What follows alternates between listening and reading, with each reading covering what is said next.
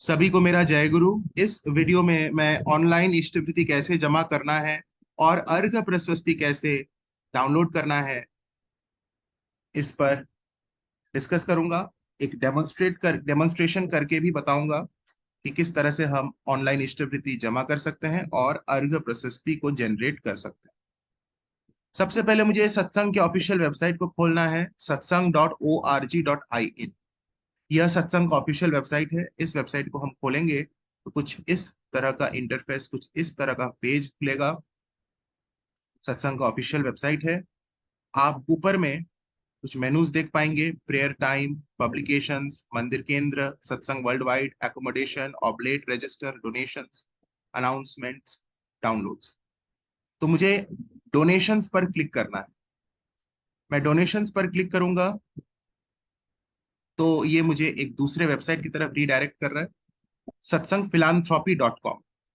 आप चाहें तो डायरेक्ट इस वेबसाइट को भी खोल सकते हैं अपने मोबाइल से या अपने लैपटॉप से। आप चाहें तो डायरेक्ट www.satsangphilanthropy.com को भी खोल सकते हैं। इस वेबसाइट को खोलने के बाद कुछ इस तरह का इंटरफेस दिख रहा है। यहां पर मेंबर लॉगिन के लिए मेरा फैमिली कोड एंड मेरा पासवर्ड मांग रहा है। मैंने ऑलरेडी अपना अकाउंट बना लिया है, इसलिए मुझे फिर से अकाउंट बनाने की जरूरत नहीं है। ये मेरा फैमिली कोड नंबर है जो मैं यहाँ पे लिख लिख दिया हूँ, और ये मेरा पासवर्ड है जिस पासवर्ड को मैंने खुद क्रिएट किया है अकाउंट बनाते समय। अकाउंट अगर आपका ऑलरेडी नहीं बना हुआ है तो यहाँ पर नीचे आपको दिख रहा होगा क्रिएट एन अकाउंट।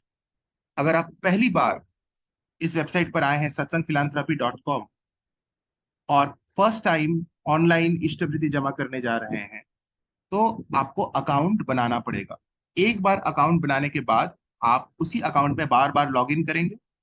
जितना बार आपको, जब भी आपको इष्टवृत्ति जमा करना है, आप उसी अकाउंट में अपने पासवर्ड से लॉग इन करेंगे और बहुत ही इजीली अपना अर्घ जमा करेंगे। तो मैंने ऑलरेडी अपना अकाउंट बना लिया है, इसलिए मैं क्रिएट एन अकाउंट पर क्लिक नहीं करूंगा।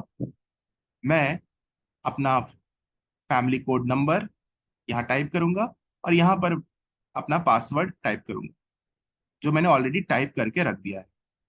अब मैं सिंपली लॉगिन पर क्लिक करूंगा, यहाँ पर लॉगिन बटन पर। जैसे मैं लॉगिन पर क्लिक करता हूँ कुछ इस तरह का इंटरफेस खुलता है। आपको दिख रहा होगा ये डैशबोर्ड है। डैशबोर्ड, यहाँ पर इस डैशबोर्ड में आपको साइड में डोनेट बटन दिख रहा होगा। इस डोनेट बटन पर मुझे क्लिक करना है।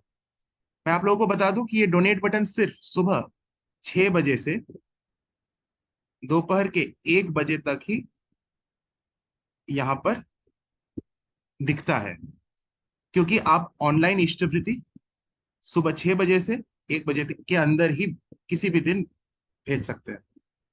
1 बजे के बाद या 6 बजे के पहले ये बटन आपको यहाँ नहीं दिखेगा। तो मैं अभी यहाँ पर क्लिक करूंगा डोनेट बटन पर। मैंने क्लिक कर दिया है और बिल्कुल इष्टभृति का फॉर्म जैसा दिखता है, कुछ इस तरह का एक फॉर्म, ऑनलाइन फॉर्म खुल गया जिसमें मेरे परिवार के सभी सदस्यों के नाम यहाँ दिख रहे हैं। मेरे फैमिली कोड में जितने भी लोगों के नाम, मेंबर्स के नाम रजिस्टर्ड है, उन सभी का नाम यहाँ दिख रहा है। एंड बिल्कुल इष्टभृति का फॉर्म जैसे होता है वो सारे कॉलम्स यहाँ है। स्वस्तिनी का कॉलम है, इष्टभृति का कॉलम है, आचार्य भृति का कॉलम है, दक्षिणा का कॉलम है, संगठनी का है, ऋत्विकी का है, प्रोनामी का है, आनंद बाजार, श्री मंदिर एंड मिसलेनियस कॉलम। बिल्कुल ऐसा ही होता है इष्टभृति का फॉर्म। अब मुझे इस फॉर्म को भरना है। जैसे मैं इष्टभृति का फॉर्म फिजिकली भरता हूँ बिल्कुल वैसे यहाँ भरूंगा, कोई बड़ी बात नहीं है। क्योंकि आज मेरा इष्टभृति का डेट नहीं है, मैं इष्टभृति यहाँ जमा नहीं करूंगा, लेकिन डेमोन्स्ट्रेशन के लिए मैं अपने परिवार के कुछ सदस्यों के नाम के अगेंस्ट 1 रुपया करके प्रणामी जमा करके बता रहा हूँ। स्वप्ना देवनाथ के नाम के अगेंस्ट मैं 1 रुपया का प्रणामी जमा कर रहा हूँ। से मैंने 1 लिख दिया, आपको दिख रहा होगा यहाँ पे मैंने 1 लिखा है, क्योंकि स्वप्ना देवनाथ के नाम के अगेंस्ट मैंने 1 रुपया प्रणामी जमा किया। साथ ही साथ अगले मेंबर सुतपा देवनाथ के नाम के अगेंस्ट भी मैंने 1 रुपया प्रणामी जमा किया। सुनंदो देवनाथ, मेरे खुद के नाम के अगेंस्ट मैंने 1 रुपया प्रणामी जमा किया।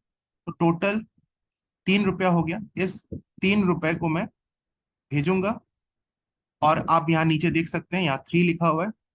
टोटल 3 रुपया, टोटल अमाउंट अपने आप यहाँ कैलकुलेट हो गया। अब मैं थोड़ा नीचे जाऊंगा, तो नीचे यहाँ देखिए general terms and conditions for online payments है।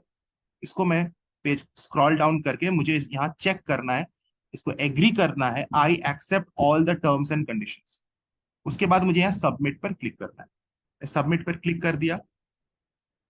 सबमिट पर क्लिक करने के बाद ये मुझे पेमेंट गेटवे की तरफ रीडायरेक्ट करेगा। आपको दिख रहा होगा पेमेंट गेटवे खुल गया है। यहाँ पर अलग अलग पेमेंट ऑप्शंस हैं। क्रेडिट एंड डेबिट कार्ड है, नेट बैंकिंग है, यूपीआई है, एंड क्यूआर कोड है। आपको जो भी ऑनलाइन पेमेंट का ऑप्शन सुविधाजनक लगता है, आप उस पर जा सकते हैं। आप यूपीआई से कर सकते हैं, पेटीएम से, गूगल पे से, फोन पे से। बहुत ही सहज है, हम लोग ये तो काम बहुत इजीली कर सकते हैं।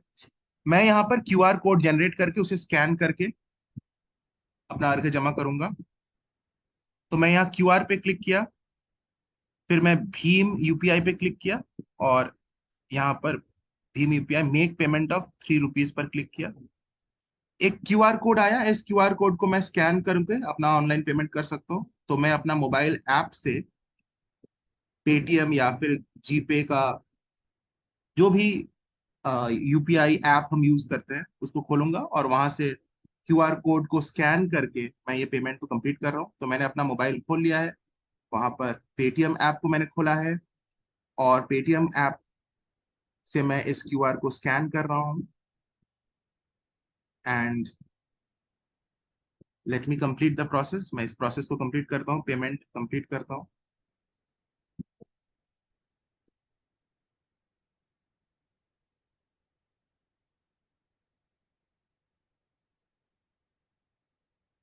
मैंने पेमेंट कंप्लीट कर दिया है अपने फोन के थ्रू, और जैसे ही मैंने पेमेंट कंप्लीट किया, आपको तुरंत दिख रहा होगा payment done, payment receive successfully, और अर्घ प्रशस्ति नंबर ये मुझे यहाँ पर दिख रहा है।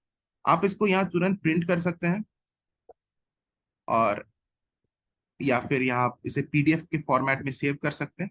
देखिए, माइक्रोसॉफ्ट प्रिंट टू पीडीएफ करके इसे मैं प्रिंट करके अपने कंप्यूटर में इसे सेव कर सकता हूँ। मैं एक डेमो नाम दे देता हूँ, अर्घ। और ये जो स्क्रीन पर आपको दिख रहा है, ये मैंने डाउनलोड कर लिया। लेकिन ये अर्घ प्रशस्ति तो नहीं है। अब मैं अर्घ प्रशस्ति, जो मैंने अभी 3 रुपया जमा किया, वो अर्घ प्रशस्ति मुझे कैसे मिलेगा। मैं पुनः डैशबोर्ड पे क्लिक किया। देखिए, मैंने डैशबोर्ड पे क्लिक किया, और अपने डैशबोर्ड पर मैं वापस आ जाता हूँ। ये मेरा डैशबोर्ड, ठीक है। डैशबोर्ड में आने के बाद, सॉरी, मुझे फैमिली डिटेल्स में जाना है। मुझे डैशबोर्ड नहीं, फैमिली डिटेल्स पे क्लिक करना है। तो मैंने फैमिली डिटेल्स पे क्लिक किया, मुझे कुछ इस तरह का दिख रहा है इंटरफेस।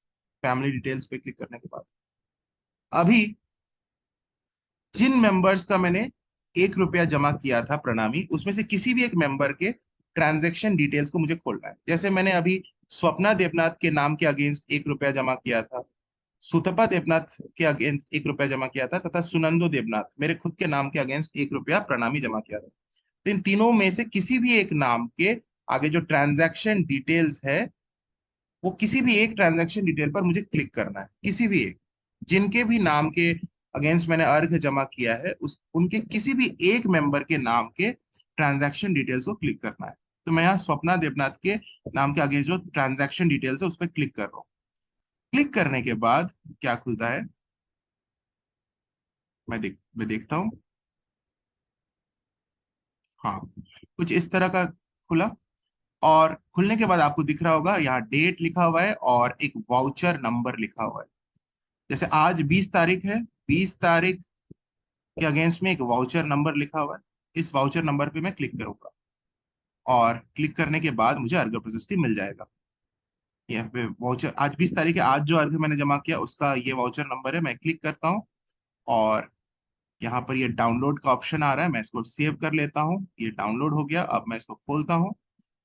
देखिए, खुलने के बाद मेरा अर्घ प्रशस्ति मुझे दिख रहा है। ये सिंपल एंड ब्यूटीफुल अर्घ्य प्रशस्ति, देखिए 1 रुपया यहाँ दिख रहा होगा आपको, जो मैंने अपने नाम के अगेंस्ट जमा किया। ये 1 रुपया प्रणामी स्वप्ना देवनाथ के नाम के अगेंस्ट जमा हुआ, और ये 1 रुपया सुतपा देवनाथ के नाम के अगेंस्ट अभी मैंने जमा किया।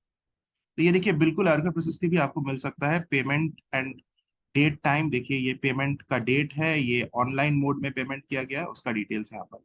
आप इसको चाहे तो प्रिंट कर सकते हैं, नहीं तो मोबाइल में भी इसको सेव करके रख सकते हैं। इस तरह से हम ऑनलाइन पेमेंट और अर्घ्य प्रशस्ति को जनरेट इजीली कर सकते हैं। धन्यवाद।